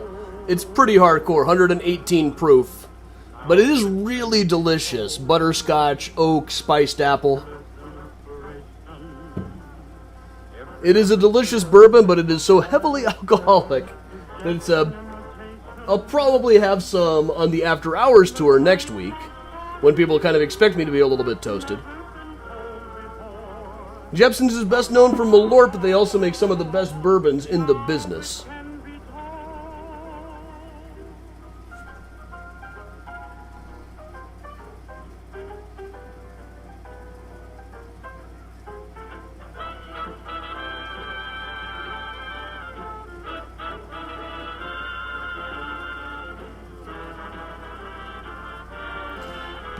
Becky, this music is Earl Father Hines live at the Grand Terrace Cafe in Chicago back in the 30s.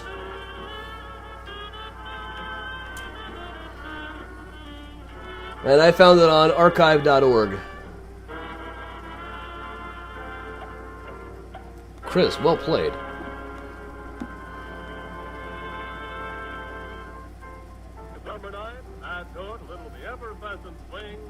Yeah, I got a couple of bottles of the Jepson's bourbon that were finished in sherry casks, and they're delicious. So when I saw the cognac cask one, I had to try that. And it is also delicious, but it's very thick. Good night, Sarah.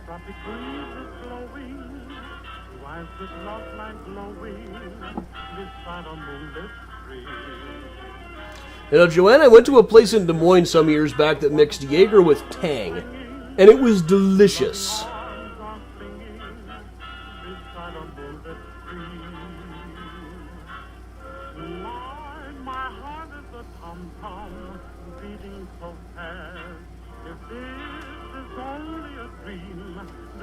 Now, Becky, Earl Father Hines, Fatha.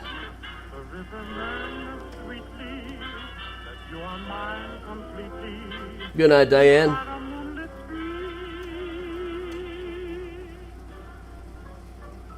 Jaeger and Tang. I realize it sounds nasty, but it's really quite delicious. Will I ever do a virtual tour of Union Station? Maybe.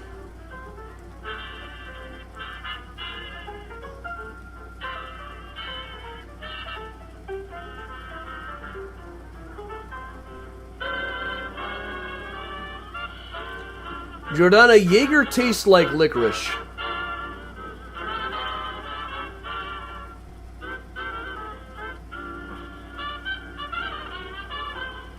I think they called them Tang Bombs, but it was at this 70s themed bar.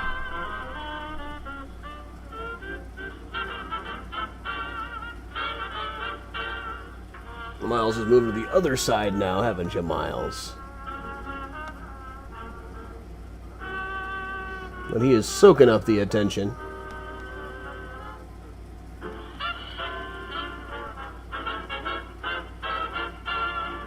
Donna, yeah, they still make Tang.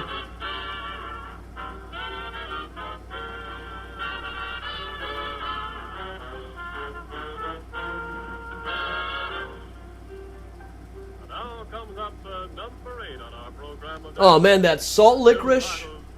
I always suspect like there's that one candy Octo Salt that they sell at IKEA. I always feel like the parking lot must be just full of like Octo Salts that people took one bite of and then spit out.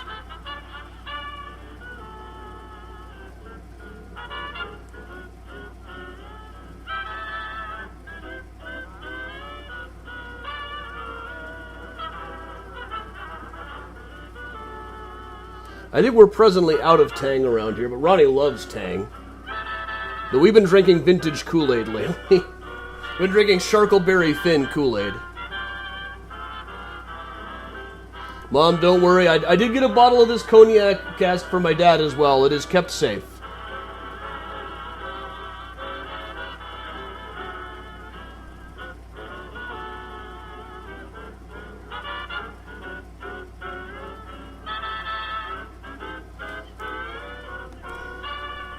I've got Dad a bottle of the cognac cask and a bottle of the Z31, which is my favorite. But I've locked them away, so believe me, I can't lose control and drink it. Miles, you want to make sure everybody can see Hipster Bird in the background? Now, we've been going back and forth between Sharkleberry Finn and Purplesaurus Rex lately around here.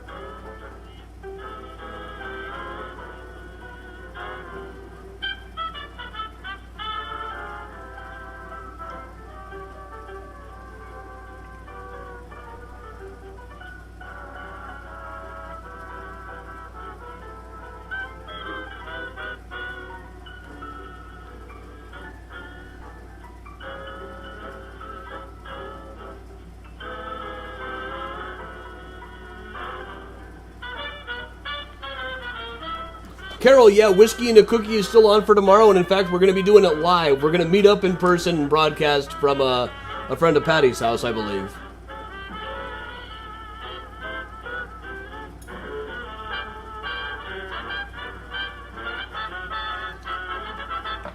Well, Audrey, I have Purplesaurus Rex from a few years back. We got it was in a store briefly again. We bought a whole bunch of it. According to the label, it expired during the Obama administration, but it's still good. Sharkleberry Finn I ordered from eBay, and its expiration date is until 2022.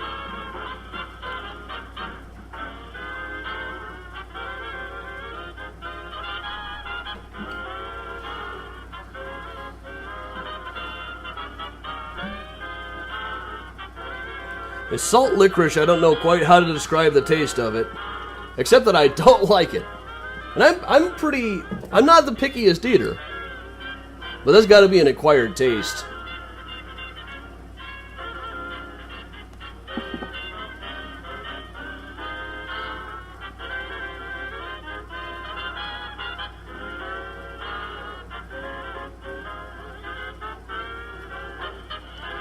Georgie, that's awesome. Congrats. Hey, Bridget, have a good night. Thanks, Tony, on YouTube.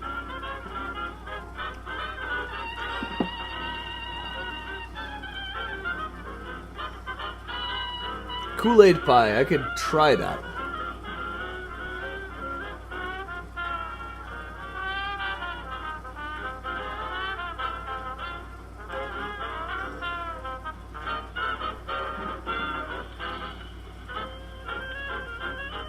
Ronald, that would be interesting. We just covered one of them on the mini tour the other day.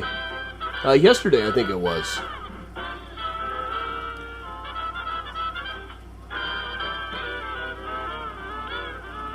Trouble is the geographical locations of it. I like to have some geography in the tours.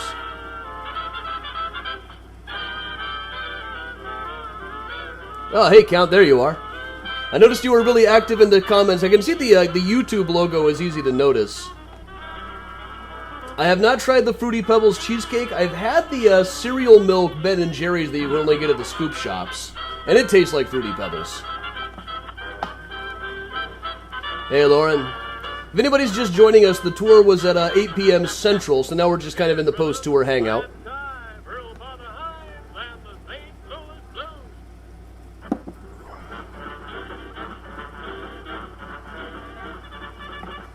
And I finished my gin and tonic, so I've switched over to some few cold cut bourbon. Just a tiny bit of it, just so I have a prop to drink out of. This stuff is delicious. It's bourbon cut with cold brew coffee. Eric, I don't know how many people are watching on Twitch. Only a few. So I haven't decided yet whether I'm going to stick with the YouTube and Twitch thing.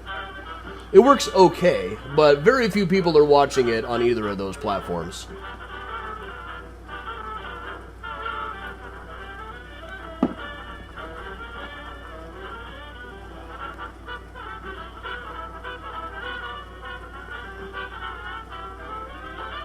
Molly, that sounds easy enough. I can pull that off.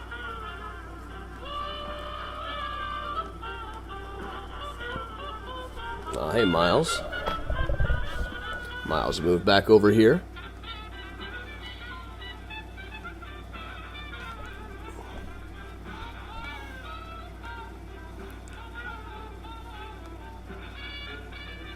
Yeah, I don't really taste the cold brew exactly in the bourbon, in the cold cut bourbon.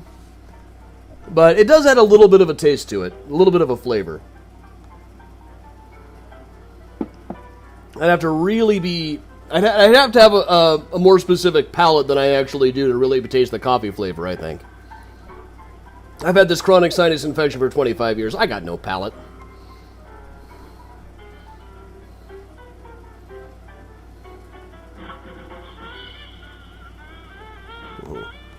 Oh yeah, here he is. He's enjoying some head scratches right now.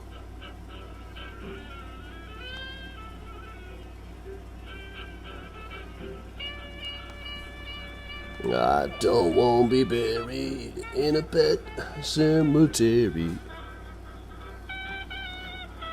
Now, I know there's not too many comments over on YouTube. I got an alert a while ago saying we've had over 1,000 comments overall, but maybe 1/10 of 1% of them are probably on YouTube. But that brand of cold cut is by Few, which is local. I think they're out of Evanston. It probably says on here. Yep, Evanston.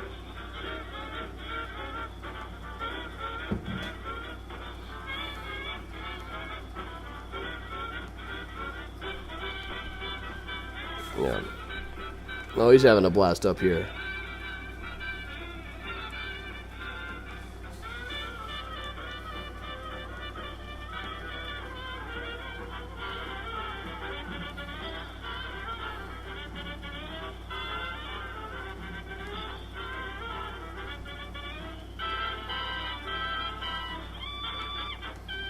Alright, cats, duly noted. It's nice that there are other options for this. I know some people just can't get Facebook Live to work. And very often after the tour, somebody will email me saying, "You never sent me the Zoom link." It's not on Zoom. Count, we did one not long ago, the Levy District. And that'll definitely come up next week on the After Hours tour.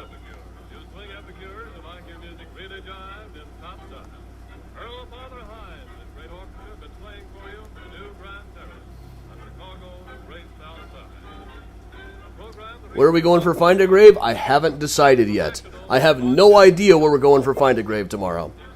Those of you new around here, we do morning mini tours on Facebook every morning. Friday is Find a Grave Friday, where I go to a cemetery where I know a particular person is buried, but I don't look up where or what the grave looks like. We figure it out in the comments, and then we find the grave. And I haven't decided where to go just yet for tomorrow. Most of the interesting people in Queen of Heaven are in the mausoleum there, over which access can be limited.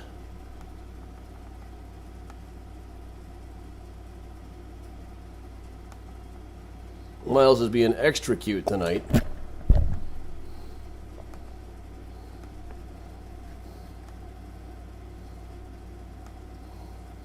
I gotta rewind the Earl Father Hines a bit.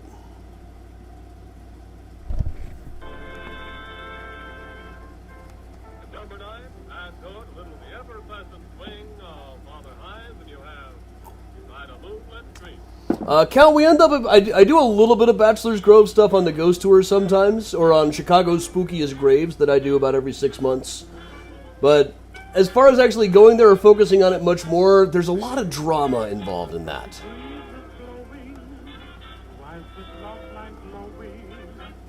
There's a lot of different groups who get very, very possessive of Bachelor's Grove, so if I do too much about it, I'm likely to end up in a rumble. And I always tell people you don't even need to see ghosts of Bachelor's Grove, the people there are weird enough.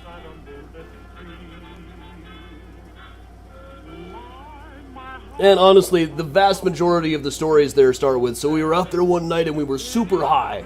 It's been a popular place for teenagers to get wasted since at least the 50s.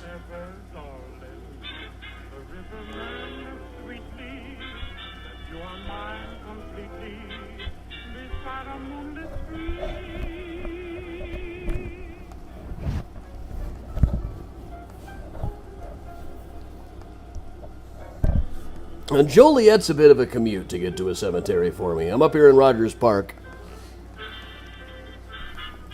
If I want an easy one, usually I'll go to Calvary's, the easiest one to find stuff at, because the Catholic cemeteries have a finding feature.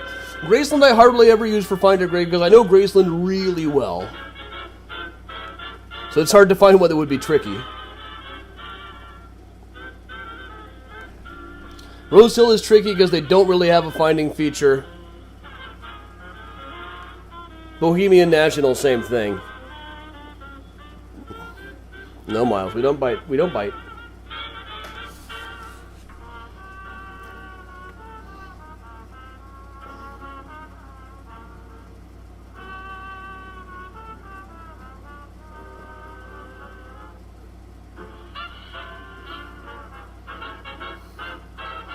Thanks, Timothy.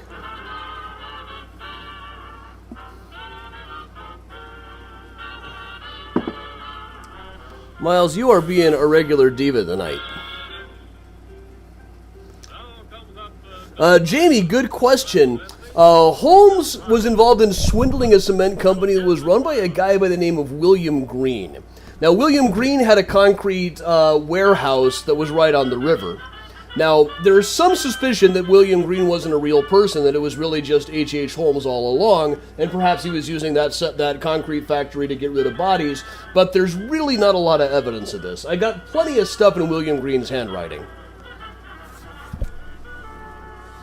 Count, Resurrection Mary comes up quite a bit, especially on the Ghost Tour. In my now rare Ghosts of Chicago book, I detailed every known published sighting of her.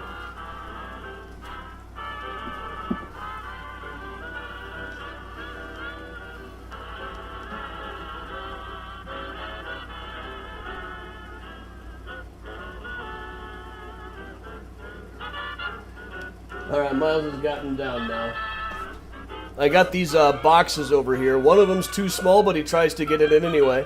One of them's too big, and the other one that he hasn't tried out yet is just right.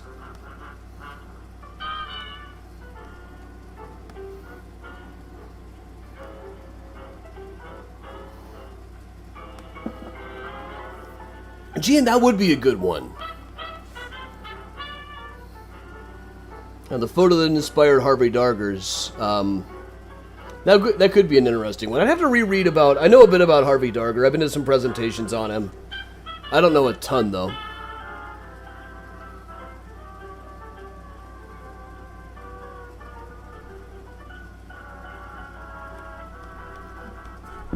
Oh, Miles is back. Hey, Miles.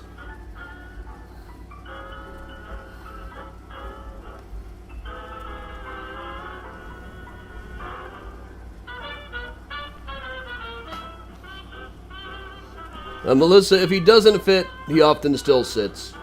There's one box over here that's way too small for him, but he tries to curl up in it anyway.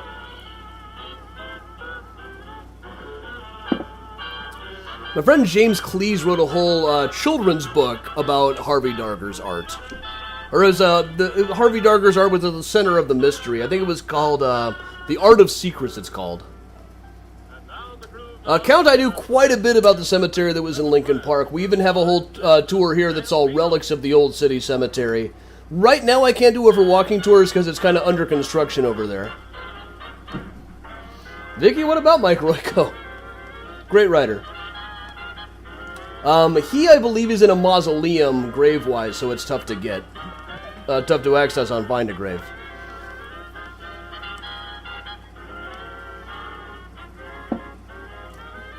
Yeah, Henry Darger.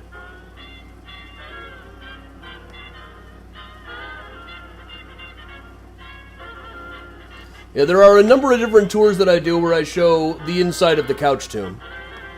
Or what we can see of it by a little bit of tomb snooping.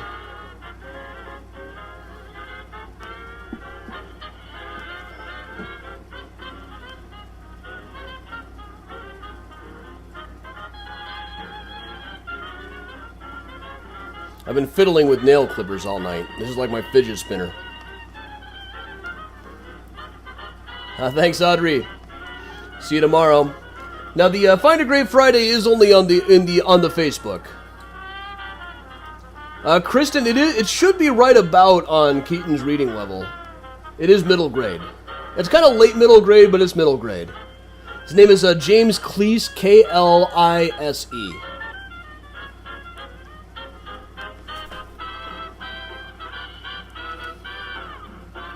a really interesting book about somebody who finds some darker artwork in an alley, and then it disappears or is stolen or something.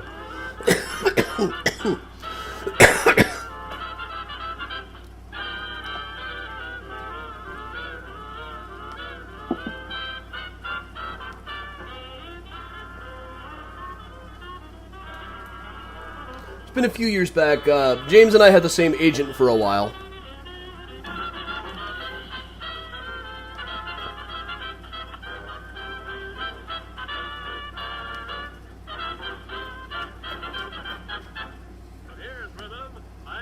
I actually have a children's book on submit to various editors right now, so good vibes requested. I haven't been talking about it too much. I'm kind of at a point as a writer, it's like, if I have another kid's book out, that'd be nice. If not, I don't really care. So,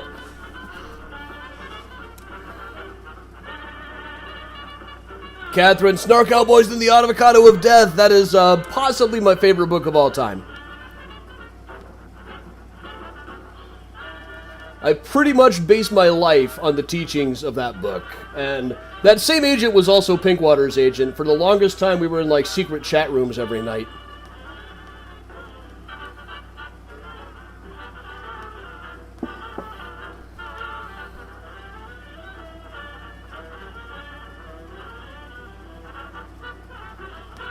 Yeah, right below me, I got a whole shelf of Pinkwater stuff. Pinkwater is like Vonnegut for kids.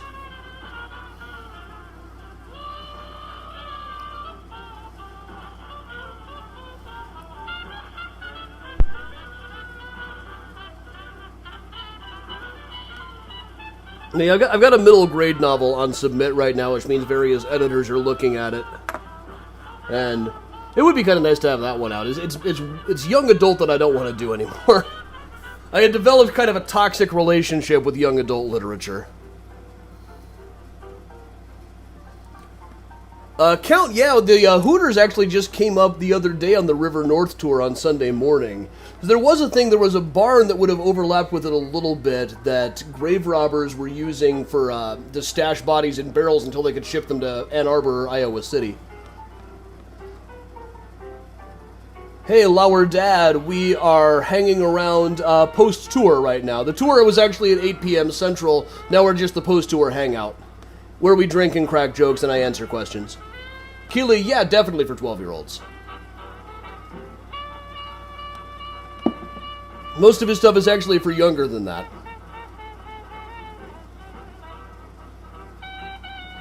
And I'm 40, but I read at a 43-year-old level.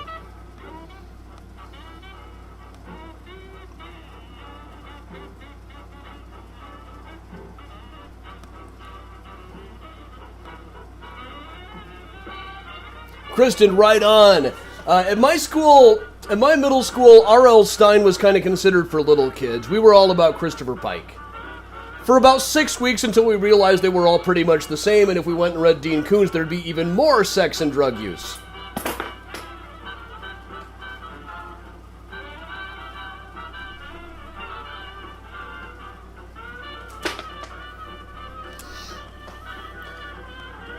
Yeah, lower DDD, you would have missed pretty much all of the main body of it, but it'll be posted later on so you can go back and watch through.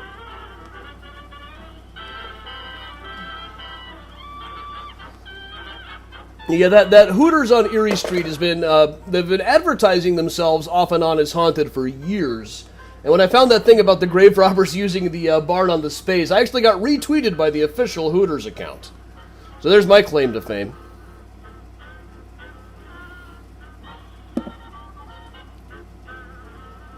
I wrote YA for a living for many years. All through my 20s and through my mid-30s. But then I developed kind of a toxic relationship with YA Lit. People ask me why I didn't clear up some of the mysteries and why the ending is the way it is in my last book, Just Kill Me, which is all about a ghost tour guide who makes places more haunting by killing people at them.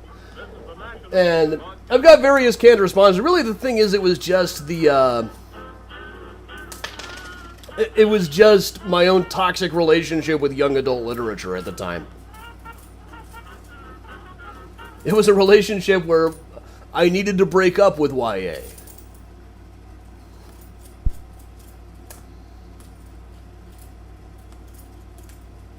And every breakup song sounded like it was about my relationship with YA literature for a while there. It was weird and rough.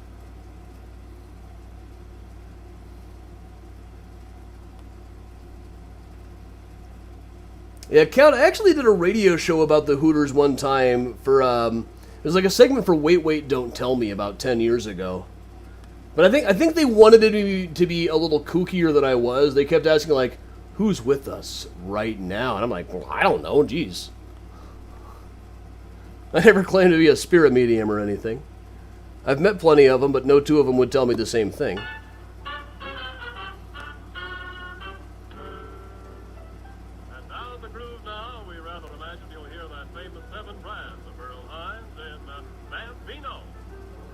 Count, I'm not sure how much I could get into the old Cook County Hospital.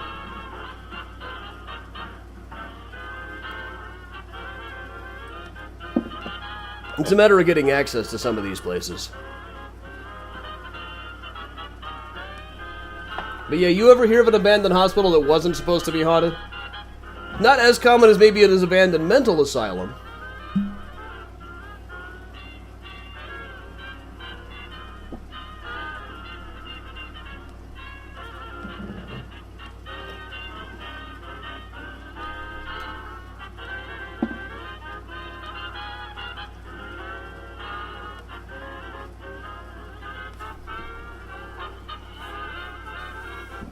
Chris, I'm trying to see if I have a notepad right here so I can, like, hold up a sign saying 6. I don't appear to have one in reach. I've got this cat here.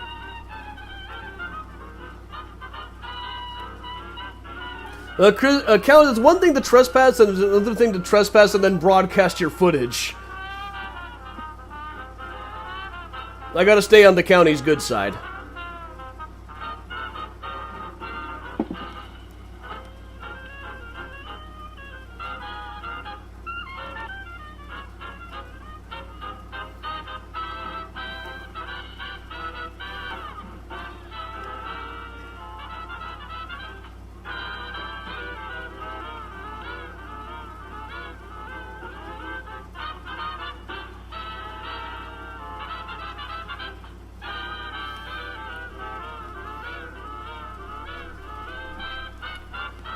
Well, alright folks, I'm getting to the point where I've had enough to drink that I might say something way worse than spanking instead of spacing. So it's probably best if I cut my losses. So, hence, quick plug for the upcoming tours. The Devil Downtown on Saturday night is now sold out. But Sunday morning we will be doing silent film in Chicago with some very rare clips that only exist at all on digital because I bootlegged them. And then Thursday, a week from today, Mysterious Chicago After Hours. All of the stories that are a little too racy to tell on most of the tours. It's weird how walking around Graceland Cemetery knowing the details of some of these people's sex lives. And then Saturday night, a week from Saturday, our first in-person ghost tour of 2021. First one since 2019, in fact. Just go to MysteriousChicago.com. That'll get you all of the stuff. So everybody, thanks a lot for joining me. I am Adam Seltzer for Mysterious Chicago Tours. And once again, I will see you tomorrow morning for Find a Grave Friday. Until then, stay safe, stay strong, stay spanking, and of course, stay spooky. Have a great night, everybody.